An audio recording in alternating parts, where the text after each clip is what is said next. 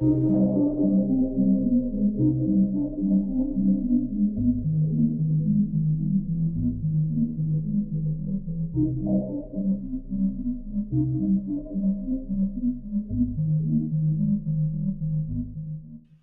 ghosties.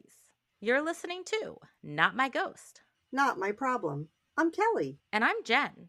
Whether you're a skeptic, a true believer, or somewhere in between, join us for a journey into the unknown. Because remember, when it comes to the paranormal, it may not be our problem. But it's certainly someone's problem.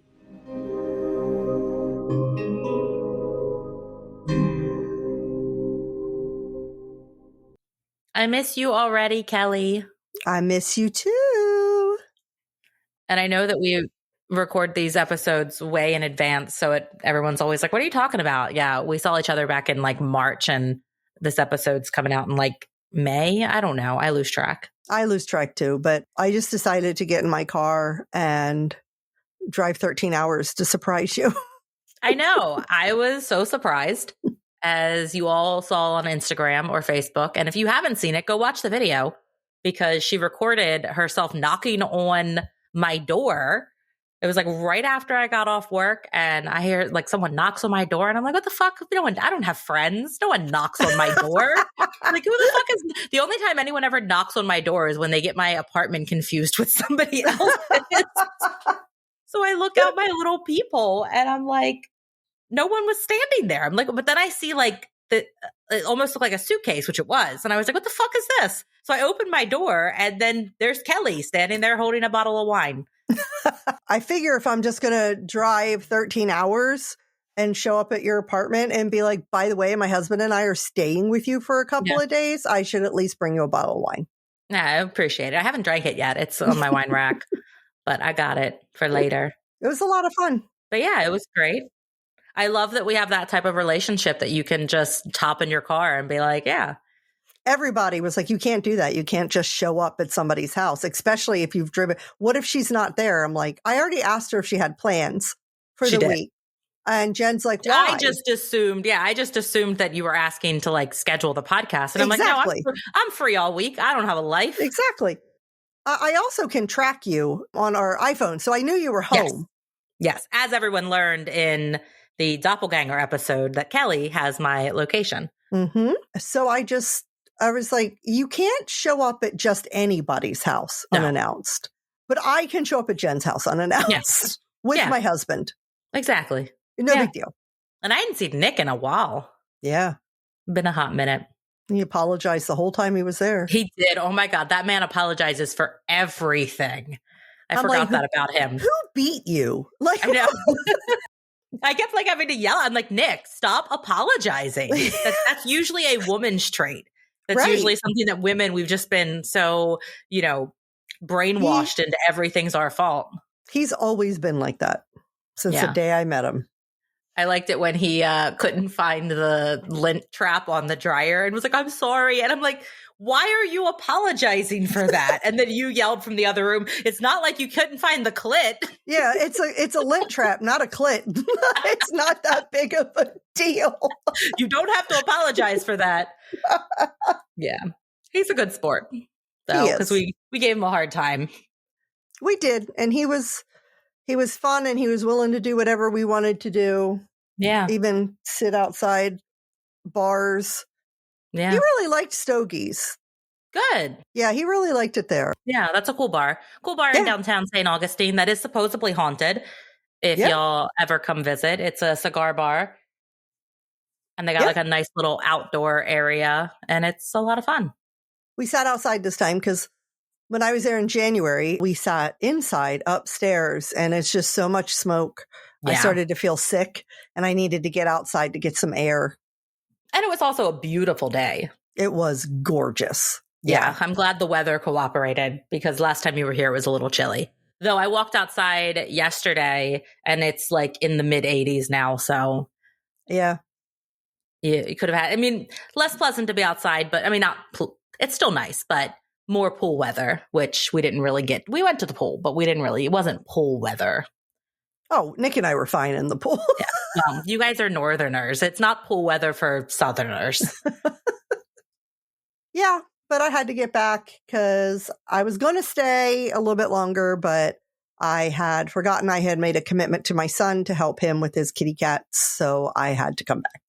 Yeah, I was sad about that, but. And I didn't have any of my medication. Yeah.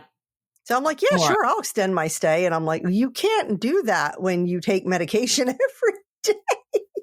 Yeah, that's the struggle. Yeah. But I get to come see you in like a month and a half. So I'm excited about that. Yes, we're going to do something very exciting before we leave for Paracon, which I don't know that I'm allowed to say. Okay. But Jen's going to be there for a fun family thing. Yay, I know. I'm really excited about that. I'm very happy. And excited. I'm sure we'll talk about it eventually. Eventually, yeah. Yeah, once it happens, we can discuss it. Right. And then we are going to leave from there. We might have a tag along. Devin's sister might want to come with us. So I let them know that what passes we got. You want to explain who Devin is because they might not know. Oh, Devin is my daughter's fiance. His sister loves the paranormal as well. She's a big Sam and Colby fan. Okay. And she got really excited when she heard that we were going to Paracon. And they are coming into town. They're going to be here the weekend that we leave. So she was saying she might want to go with us. Okay.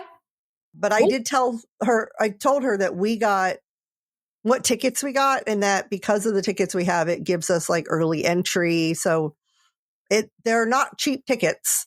Yeah. And if she's not able to buy the same ticket, she might have to wait in the car because we're going to take the early entry that we paid for. We paid for it. Yeah. And she'd be fine with that. So yeah. If she comes, you'll have to either have her buy or you can buy her a t-shirt for our podcast because we're advertising the podcast too while we're there. Yeah, we have to have t-shirts for it though, that have the podcast name on it. I'm getting there. By the time I'm committing to it right now. By the time this episode comes out, we will have our new merch store. It'll be up and running. I will have shared it all over social media. So I'm committing to that to myself. Okay. So I mean, I can't say anything because you do most of the work with this stuff. So it's a lot of work. It is. But I'm getting there. I might just do a couple more. I've already uploaded a bunch in there, but I might just do a couple more and then just release it because we don't need all of the patterns in there for me to release the store. Correct. Just like the main ones. I'm just an overachiever. So I'm like, I have all these patterns. I need to do them all. And by the way, welcome to our unscripted banter. I love that we both just remembered that. At the same 6 time. minutes into the podcast at the same exact time. You're just listening to us ramble about our lives. So this is scripted, unscripted banter. Do you have a question? Part. Yeah. Do you have a question for me? Okay. I do. If you could form your own secret society, what would it be about? Oh, you go first. Let me think. My own secret society. It's going to be weird. Of course. It's going to be really, really weird. It's probably going to be, we're going to dance at the beach in the moonlight with all of the marginalized community. Yes. That we are kind of a part of ourselves. And naked? We could be. If you're dancing in the moonlight, you've got to be optional. Okay. Clothing optional. And we're going to have some people that can like play the bongos. And we're going to get together every full moon and we're going to do this at some beach somewhere in the world. And then the next day we're going to go about town doing good deeds for people just because. Oh, okay. I don't know what we'd be called. We'll figure that out later. Yeah. I'm down for that. Yeah, I think mine would probably have to be something similar. Something to do with ghost. Can we also hunt ghosts and investigate? Sure. Okay. Yeah, I'll add one to yours. So we'll do all of your stuff and then we'll also hunt ghost. Okay. Yeah. That sounds great. We'll have to find some haunted beaches. Ooh, I'm sure they're out there. There's gotta be. All right. Are you ready to find out what we're talking about today as if you don't already know? I know. We say this every time. I already know. But tell the listeners what we're talking about. They know too because they saw the episode title. That's true. But I guess if they're not listening every week and they're catching up, it could have just started playing. True. On whatever streaming service, and it could just have next, and they don't really know. So tell them. Okay. Secret societies have always fascinated us. Groups like the Freemasons, Skull and Bones, and the Illuminati are often associated with wealth, influence, and power. Well, there went us. We can't create a secret society. We don't have wealth, influence, or power. Often, not always, often. Okay. Fair enough. But one organization stands apart, not because of political control or global domination, but because of its eerie obsession with death. Ooh. They call themselves the Independent Order of Odd Fellows, or IOOF. At their height, they were one of the largest fraternal organizations in the world, boasting over 600,000 members. They built orphanages, hospitals, retirement homes, and grand temples, all in the name of charity and mutual aid. But behind their noble mission was something far more mysterious. The Oddfellows swore oaths of secrecy, conducted initiation rituals involving human skeletons. Nope. And left behind abandoned buildings that many believe are still haunted today. And here's where things get truly unsettling. You mean they weren't already unsettling? When many of their lodges were abandoned, human skeletons were discovered hidden inside the walls, tucked away in attics, or stored in locked ritual chambers. Where did these remains come from? Were they simply forgotten relics, or do they point to something even darker? We're taking an unfiltered, in-depth look at the Oddfellows, their history, membership rituals, orphanages, hospitals, temples, and ghostly presence that still lingers in their abandoned halls. Buckle up, because this one's going to get eerie. But first, I have some random facts for you about secret societies. Okay. All right. Club 33 is a super exclusive secret society inside Disneyland. Oh. Located behind an unmarked door in New Orleans Square, members pay up to $50,000 just to join and enjoy secret lounges, gourmet meals, and VIP park perks. Really? I did not know that. The Knights of Pythias, a 19th century fraternal order, had members who were involved in designing the first modern roller coasters. Oh, I like this group. Yeah, because apparently secret handshakes weren't thrilling enough. Fair enough. Then we have the Shriners. The Shriners are a fun-loving branch of Freemasonry.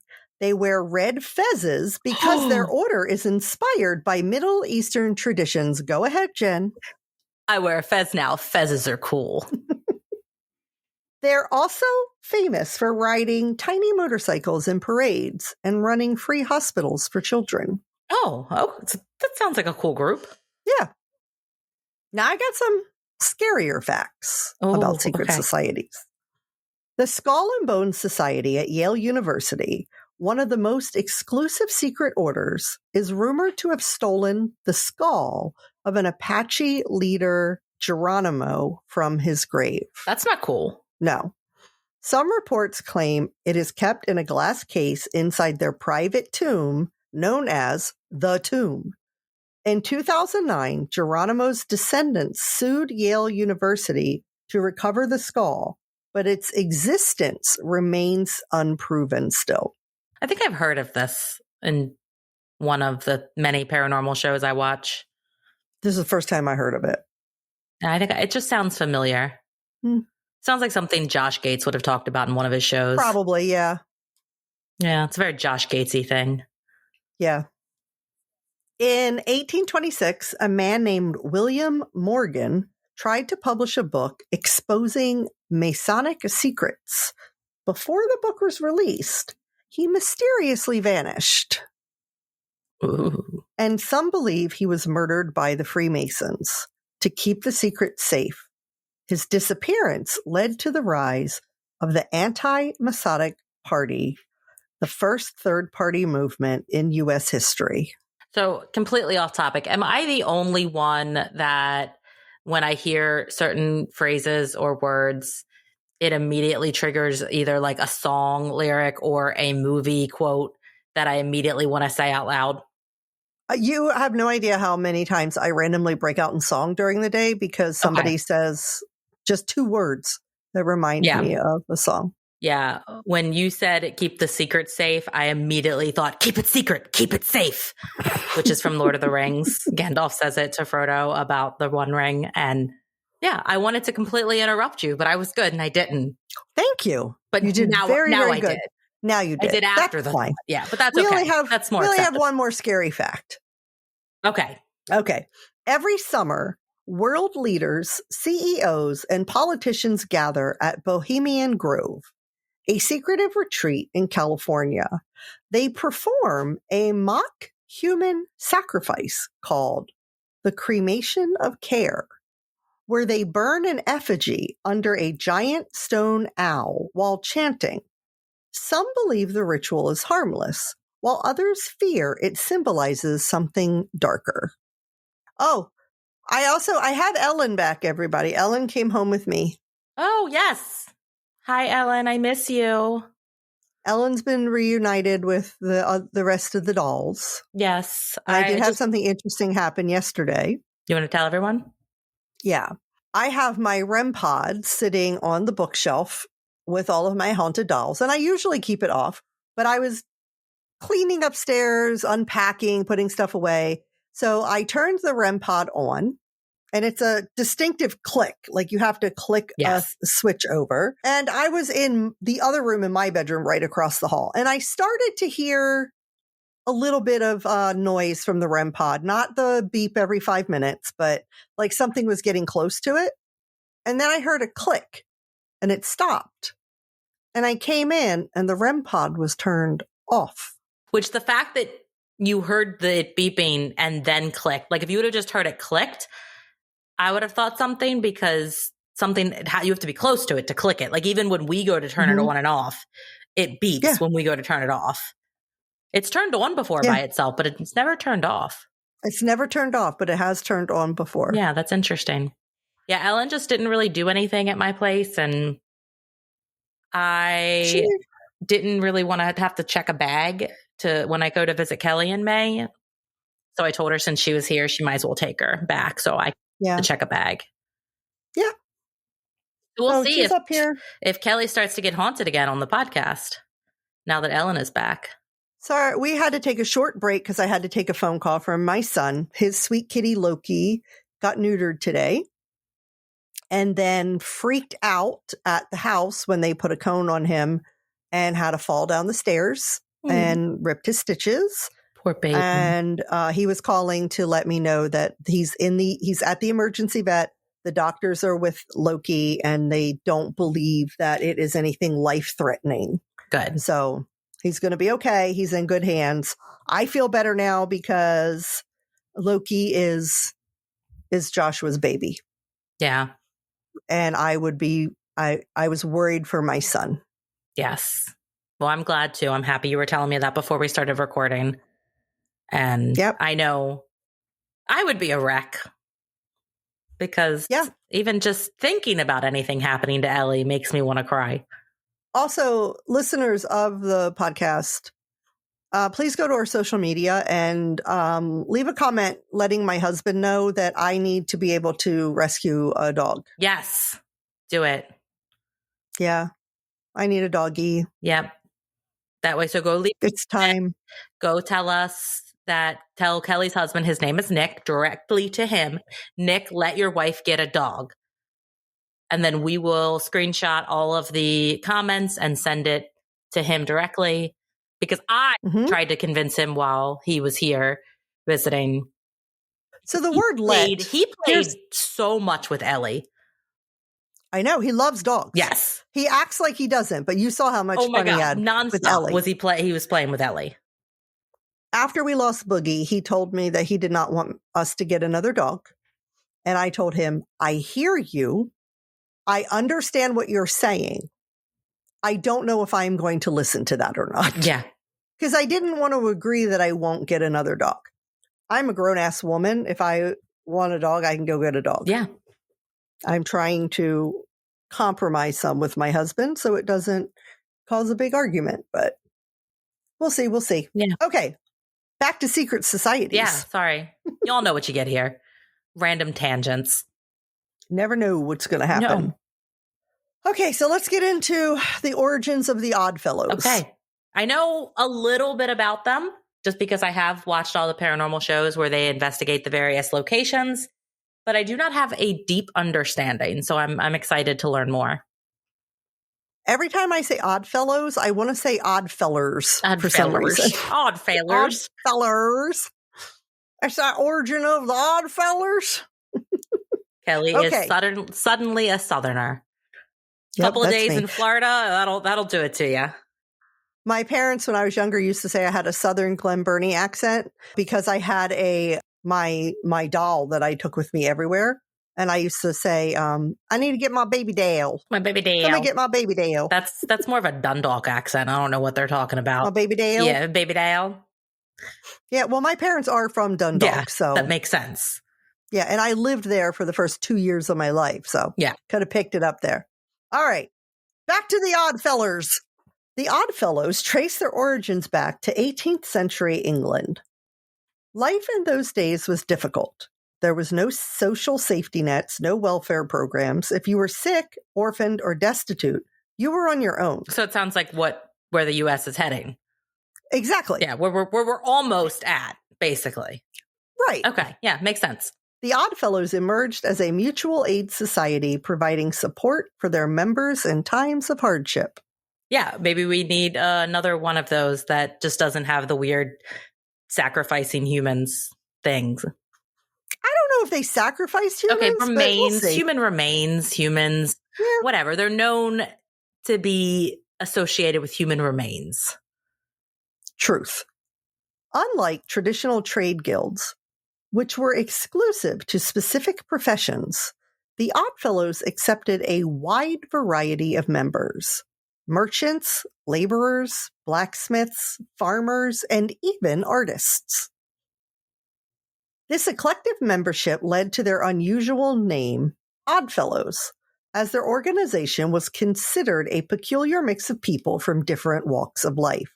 By the early 1800s, the Oddfellows had made their way to the United States, where they expanded rapidly. By the mid-19th century, their numbers were in the hundreds of thousands, and they had established orphanages, hospitals, and lodges in nearly every major city. But while they were publicly known for their charity, their private rituals were something else entirely. So this gets into the membership process of how to join the order. Okay. Becoming an Oddfellow wasn't as simple as filling out an application. I would imagine. Right. Makes sense. It was a commitment for life, requiring members to take oaths of secrecy and loyalty. For our secret society, you don't have to commit for life. We're not like crazy like that. You do have to keep it secret and safe, but because it is a secret society. It is a secret society, but you're free to leave. You're free to leave. We're not going to hold you. Anytime. We're not a cult. Right. You can leave at any time. And that's what every cult says. You can leave at any time. No, but you actually can. Like, we actually mean that. Like, we won't do anything bad to you. We'll only come after you if you tell about our secrets, because then we can't do all the good we're going to be doing in our secret society. Right, which is dance naked at the beach. Acts of kindness and hunt ghosts. If the paparazzi showed up at our full moon dancing naked beach rituals, that would just ruin everything. So you just can't tell anybody. And we need the good deeds to be so random that people just don't know like who's doing them. Exactly. But you can leave at any point. Yeah. You don't have to sacrifice a cow or anything weird. A cow. I don't know. On the beach. On the beach. We're not sacrificing anything except our clothes while we dance naked in the moonlight. And if you want, you can keep your clothes on. You can keep your clothes on. You just have to be comfortable with other people being naked. Yeah. Yeah. If you're not, don't show up to the beach. Just do the good deeds. Exactly. Yeah. Okay. Potential members were nominated by existing members and had to be vouched for before being invited to join. A formal initiation ceremony was required, where they would undergo a series of ritualistic trials. Members, again, had to swear secrecy about everything that took place inside the lodge under the penalty of expulsion or worse. Oh, what is worse? We'll see. Okay. But what truly set the Oddfellows apart from other societies was their initiation ritual involving a real human skeleton. One of the most infamous Oddfellow rituals was designed to force potential members to confront their own mortality. During the ceremony, they would be blindfolded. Folded. Blindfolded. They'd be blindfolded. That might be the Dundalk coming out. The blindfolded. That's the Dundalk coming out, hon. They would be blindfolded and led into a candlelit room. Once inside, the blindfold would be removed to reveal a real human skeleton, often displayed in an upright position. The skeleton would be used as a symbolic reminder that all men must die, regardless of wealth, status, or power. Was this a male-only society? They do have a sister organization of the Oddfellows, then they are called the Rebeccas. Oh, okay. Yeah.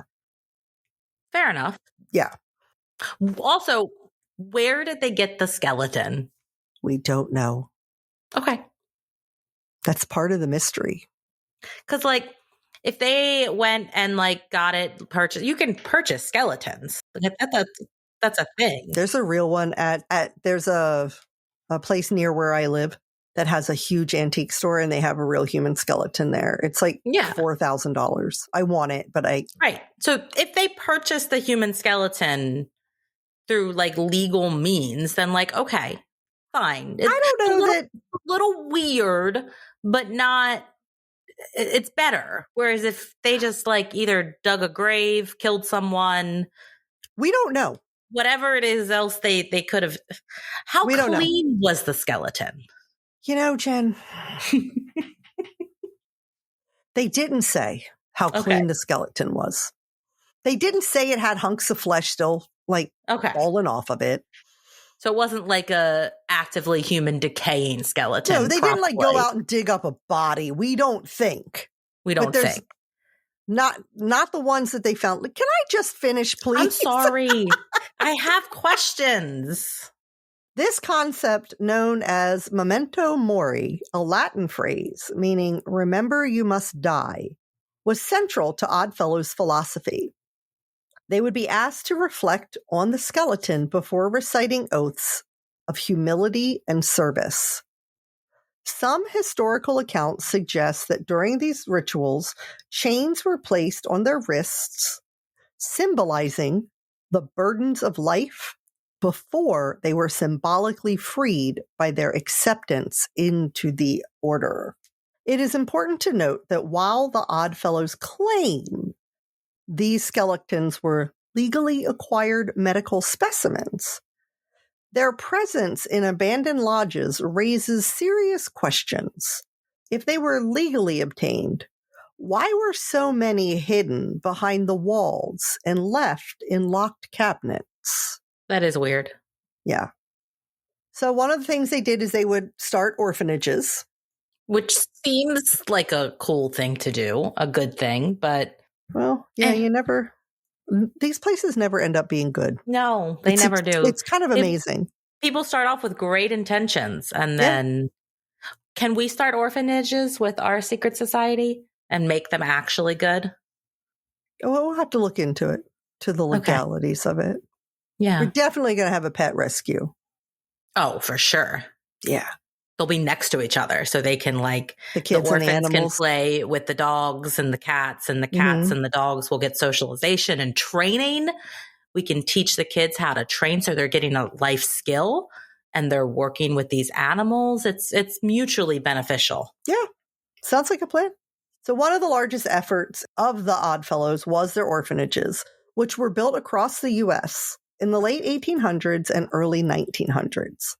These institutions were meant to provide shelter, education, and care for children who had lost their parents. But were they really as charitable as they seemed? Children in Oddfellows orphanages were often separated from their siblings, rarely allowed to reunite. I don't like that. No. Life was strictly regimented with long hours of labor, early mornings, and harsh discipline, like locking the child in a closet with the skeleton in the same ritual as its members went through. No! How traumatizing. Yeah. Some orphanages were built in isolated locations where access was restricted, making it nearly impossible for outsiders to see what went on inside. That's never a good sign. Nope. If people don't have access, anyone can come to our orphanage and pet shelter and view the going-ons. Correct. There are also unsettling reports that suggest that some of these orphanages may have been tied to the human remains found in the Oddfellows lodges. Were these skeletons from medical sources, or were they orphans who had no one to claim their bodies? How big were the skeletons? I feel like it's pretty obvious if it's a child skeleton versus an adult skeleton. Varied sizes. Okay. Now, was it like a full skeleton still like attached? Or were there pieces of... I believe sometimes it was a full skeleton, sometimes it was just a skull. Okay. Beyond their orphanages, the Oddfellows also operated hospitals and nursing homes. These facilities often served the poor, the elderly, and the mentally ill. But once again, the stories that emerge from these places are chilling. Patients who died alone were buried in unmarked graves behind hospital buildings. There are reports of overcrowding, abuse, and neglect within some Oddfellows hospitals. Former employees have spoken of eerie experiences, including doors slamming, whispers in empty hallways, and phantom figures. To this day, some Oddfellows hospitals remained abandoned and are considered paranormal hotspots. Would you like to get into some of the ghostly happenings? That's why I'm here. Okay. One of the most infamous Oddfellows homes is still standing today, located in Liberty, Missouri. Originally built in the early 1900s, this massive complex served as a home for orphans, the elderly, and sick members of the order. It functioned for decades, but was abandoned in the late 20th century, leaving behind empty halls, peeling wallpaper, and an eerie silence. I believe this is the one that they went to on Destination Fear. Because they went to one on Destination Fear, and then they went to one on Project Fear, different locations. Okay. So I believe this is the Destination Honestly, thought Fear they were one. probably the same location, but... No. Okay. Visitors and paranormal investigators claim that the orphanage section of the property is home to one of the most terrifying spirits, a tall, shadowy figure that lurks in the hallways at night. Why are they always tall? I don't know. Like, are demons just like, is it like to become a demon, you're like minimum like 6.5 feet tall? See, I don't feel that our shadow figure at our old house wasn't tall. Well, I don't think your shadow figure was a demon. True. When Josh saw the H-Man, that was a little bit taller. Yeah. The H-Man's usually tall. So like what? To be like an evil spirit, you have to be like 6.5 to 7 feet tall? Is that just a requirement on like your application? Maybe that's what happened to tall people when they die. Oh, maybe. Yeah. Interesting. Huh. So some people have reported seeing the figure watching them from doorways, and its presence is so dark that it blocks out the light. I don't like that. Nope. Others have felt a heavy pressure on their chest as if something unseen is looming over them in the darkness. I'll loom over you in the darkness. Investigators have caught EVP recordings of faint children's voices calling for help. That's sad. And terrifying. Yeah. Again, we've talked a lot about how terrifying child spirits are. Yeah. Not a fan. No. One former worker at the property claimed to have been physically touched while walking through the abandoned orphanage. As they turned to look, they saw a handprint appear in the dust on the wall beside them. Ooh. That's creepy. Really creepy. Like, especially like did they see it appear in like they real saw time? It appear. Oh, yeah. That's you can't chalk that up to something else. Exactly. Like you see the handprint after the fact, then you're like, did I touch it? Did somebody else touch it? I know nobody says they touched it. Like you rationalize it in your brain. Yeah. But to see it just magically appear in real time, like, no, there's no rationalizing that. The Oddfellows Lodge in Pennsylvania, which is the one I believe they did in Project Fear, has long been rumored to be haunted.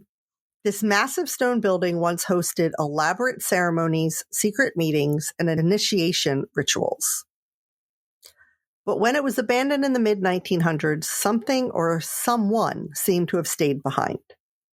For decades, people walking past the lodge at night have reported seeing a figure standing in the upper window, watching the streets below. Witnesses describe a tall man in a long, dark coat standing perfectly still, always in the same spot. When people go inside to investigate, the figure is gone, but footsteps echo through the empty lodge. Paranormal investigators have recorded EVPs saying, "Leave now," or "This is my home." Oh. Yeah. Creepy. One visitor claimed they saw the figure standing in a doorway, but when they shined a flashlight towards him, he vanished instantly. Strangely, the door they saw him in was completely sealed shut from the other side. Okay, that's weird. Yeah. Now we're going to go back to Missouri, to another orphanage, okay? Let's go back to Missouri.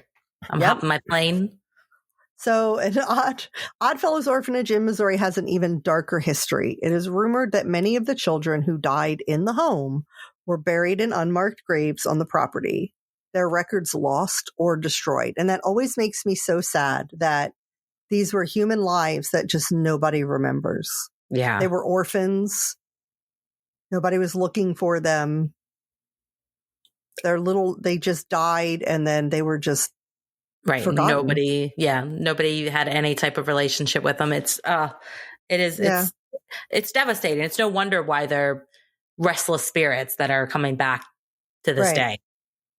Visitors report hearing children's laughter coming from a nearby woods, even though there's nobody in the woods. Again, children's laughter is always creepy, but in the woods, even creepier. Yeah. Same as the handprints on the other one. This is small handprints appear on car windows as if tiny fingers are pressing against the glass. Oh, no. Yeah.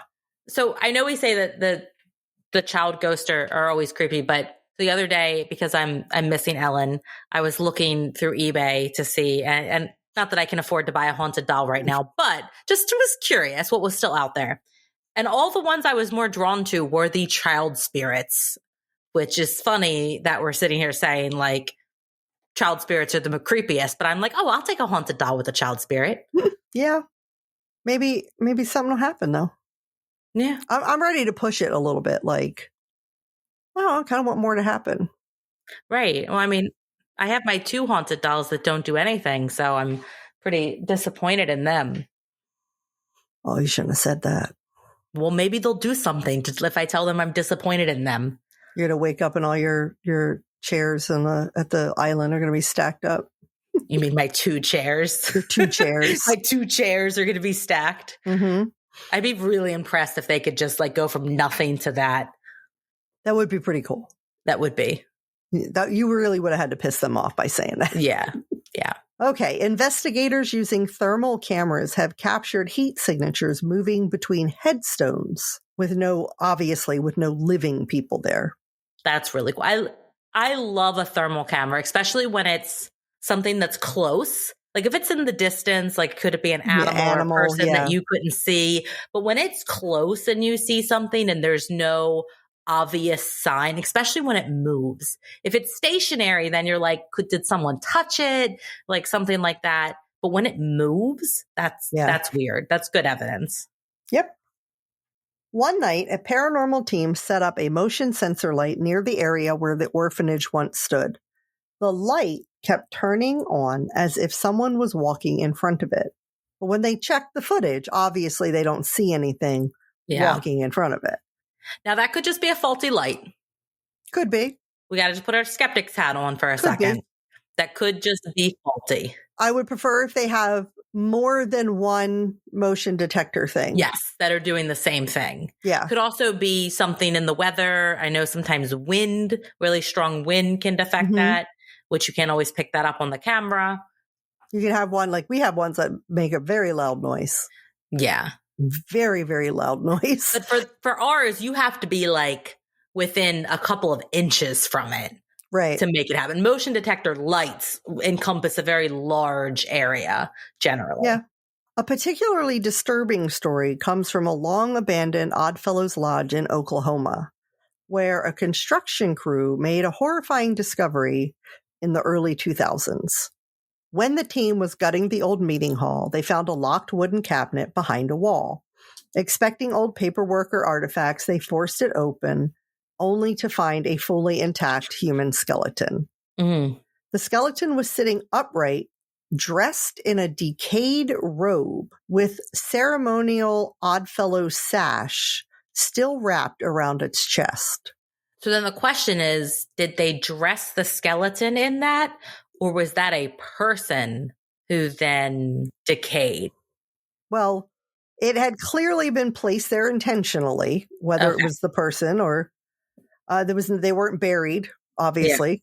Yeah. And it looked as if it was just waiting for the next initiation ceremony to happen. That's like the vibe that they get from it. That's weird. So the workers who found it refused to enter the building again, saying they felt an oppressive energy watching them from the moment they stepped inside. Local legend says anyone who disturbs the skeleton will experience misfortune. Since its discovery, several people who entered the lodge have suffered strange illnesses, accidents, or sudden misfortune. Again, shit happens all the time to people. Can you enter the lodge now? I am not sure. Would you? Oh, yeah. Of course. Yeah. Yeah. Okay. Well, add it to our list if we can. There's one thing I feel like I couldn't do, and that's walk down that damn hallway by myself at Edinburgh Manor. But I feel like I have very good reason for that. What? Because you've done it once and your body wouldn't let you? What's to say your body's not going to let you enter the hall with the spooky skeleton? I don't know. You never know what's going to happen once you see it, but I don't believe it would. Yeah. I have been to places before where people are like, oh, bad stuff happens if you blah, blah, blah, blah, blah. And I just Yeah. I really want to go to Edinburgh now to see if I can walk down that hall in the basement. Yeah. By myself. I don't know. I might be able to do it, but I did have something happen there. So you did. Once I got down to the other end of that hall. I want something to happen so bad. I'm just like, I'm going, I'm doing it. Okay. Like at this point, I'm just throwing myself at everything so I can experience something more intense. There's a padded room in the basement. Oh, I'll go in there. Yeah. I should probably be in a padded room anyway. Yeah, probably. A former Oddfellows hospital in Illinois has become notorious for its lingering spirits, especially one in particular. A nurse who still seems to tend to patients long after her death. Security guards working in the repurposed hospital claim to see a woman in an old-fashioned nurse's uniform walking the halls. When they try to approach her, she turns the corner and vanishes, only to be seen again moments later at the opposite end of the building. Weird. Yeah. Visitors report feeling an invisible hand touch their shoulder as if someone is checking on them. One patient who stayed at the hospital before it closed reported that they woke up in the middle of the night to see a nurse standing at the foot of their bed. She didn't speak and didn't move. She just stared at them with a very sad expression on her face. When the patient described the nurse the next morning, the staff told them no one matching that description worked there. That's creepy. Yeah, I don't like that. Not at all. There's an Oddfellows Lodge in West Virginia that had been abandoned for decades. Its furniture is left untouched and its ritual chambers still intact. Paranormal teams investigating that building found one particular room that was always locked with no key to open it. Each time they returned, the door had mysteriously unlocked itself, even though no one had been inside. I don't know how they know no one had been inside, unless they left the building that same time they were there and then came back in. Yeah, I mean, unless really they have camera footage, then they really can't 100% prove that no one's been inside. Yeah. On one visit, they placed a motion-activated camera facing the door. When they checked the footage, they saw the door handle slowly turn on its own, as if someone was trying to open it. Yeah. In 2013, the Ghost Hunters team conducted an investigation at the Belvoir Winery, formerly known as the Oddfellows home in Liberty, Missouri. There's a winery? Yeah. Well, Kelly, you should have led with that. You're getting plane tickets now, aren't you? Yeah, let's go. Why are we not there this exact moment? This historic complex once served as an orphanage, hospital and nursing home, and school. This was the first one we talked about, I believe. Okay. During their investigation, the team reported several instances of unexplained activity.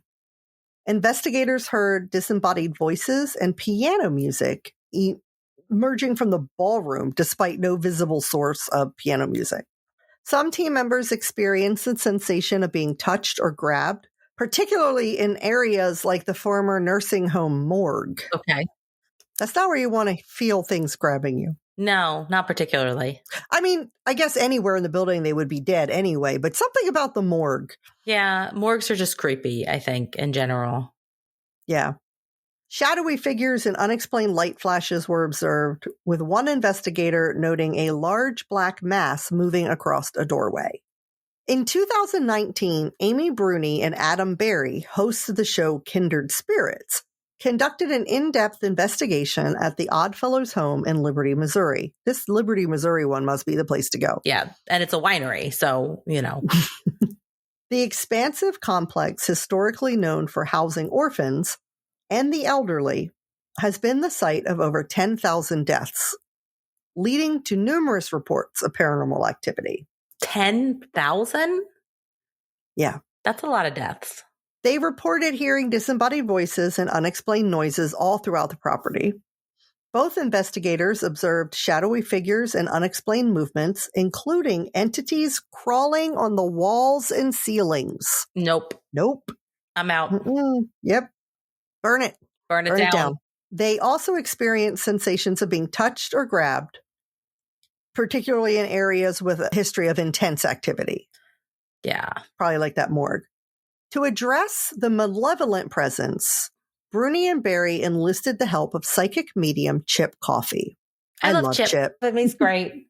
Coffey identified the entity as egregor, a manifestation created from collective negative emotions and thoughts. To dispel this entity, they conducted a ritual involving the property's caretakers, focusing on infusing the space with positive energy and memories. So it wasn't actually like a person. Right. It was just negative energy. So much negative energy happened in there. It created this. Yeah. That's fascinating to me how that can happen. I just met my step goal for the day, which is kind of funny considering I'm just sitting here. I'm Italian. I talk with my hands. What can I say? Which is why I'm always yelling at her because she's making noises. I'm like, say that again. Do that again, Kelly. I can't edit that out. I can't help it. All right. In 2021, the Destination Fear team. Our favorite. Yes. Dakota, Chelsea, Tanner, and Alex. Conducted an investigation at the Oddfellows home in Liberty, Missouri. I like how when you say Alex, we both are like, Alex, if you're listening, and we know you are. And we know you are. We have a little bit of a crush on you. Little tiny bit of a crush. Just a little bit. Just a harmless crush. Yeah. So they're at the same one, Liberty, Missouri. The winery. So we know that it, as we've said several times, it served multiple purposes over the years. Orphans, elderly, all of that. So the team reported hearing unexplained noises, including footsteps and distant voices in areas known to be unoccupied. They also observed shadowy figures moving in their peripheral vision, particularly in the former orphanage and hospital sections. Some of the investigators experienced sudden temperature drops and the sensation of being touched or watched, especially in rooms where past residents reportedly suffered. Okay. Now on Project Fear, they went to another one. Woo woo. Throughout the investigation, they recorded several EVPs. Some responses seemed intelligent, responding directly to their questions. At multiple points in the night, the team reported hearing faint giggles and whispers, despite the orphanage being abandoned. In one session, they heard loud knocks in response to their questions, as if someone was trying to communicate with them through sound. They repeatedly saw shadowy figures moving in doorways at the end of long hallways. During a stationary camera setup, a black mass was captured darting across the room, though no one was inside. And at one point, a chair moved slightly on its own, as if someone had shifted in it. Weird. Yeah. Chelsea reported the feeling of a light tug on her clothing, and nobody else was near her. It wasn't like she didn't get her clothes stuck on a wall or something like that.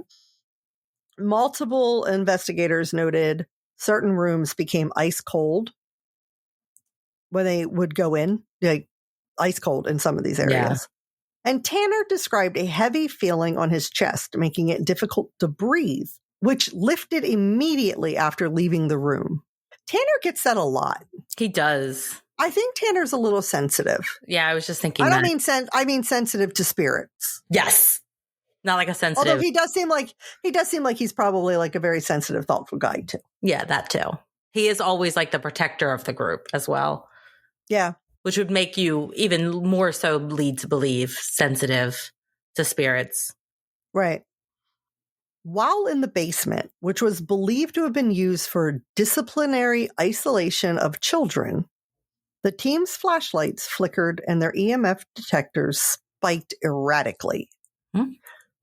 A loud, unexpected bang occurred just as they asked if any spirits wanted to make themselves known. They asked, "Are you still here with us?" And moments later, an object fell off a shelf on the other side of the room. Weird timing. Yeah. So that is all of our ghost stories. So the Oddfellows built a legacy of charity, service, and brotherhood. But behind their good deeds lay a world shrouded in secrecy. Hidden rituals, skulls and skeletons used in ceremonies, unmarked graves, and buildings now abandoned but never truly empty. From their isolated orphanages to their mysterious hospitals and haunted lodges, the Order's past is steeped in both history and unanswered questions. Why were so many skeletons discovered inside their buildings? What secrets were locked away behind their sealed doors and hidden ritual chambers? And why do so many locations associated with the Oddfellows seem to hold a lingering, restless energy?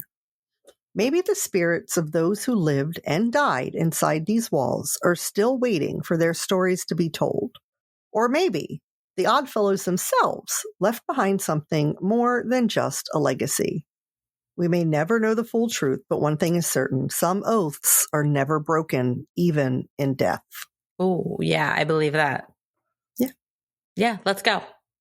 And that brings us to the end of this episode about the Oddfellows. If you loved what you heard, you can rate, review, and subscribe wherever you listen to podcasts, because your support really helps us out in getting more listeners and bringing you more spooky stories.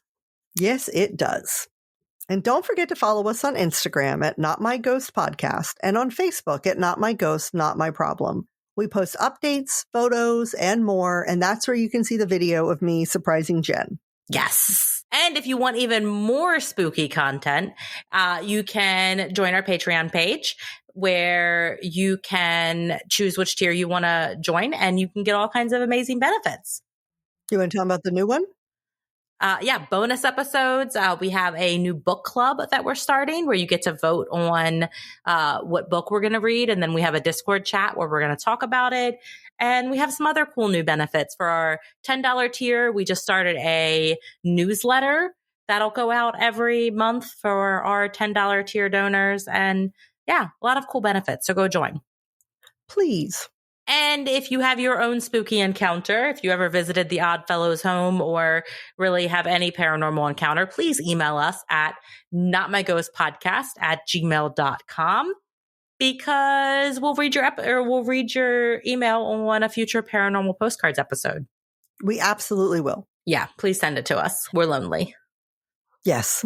Thank you for joining us on this haunting exploration of the Oddfellows and the secrets they left behind. Remember, as you walk through the halls of an Oddfellows home, keep this in mind. If it's not your secret society, it's not your problem. Until next time, stay spooky.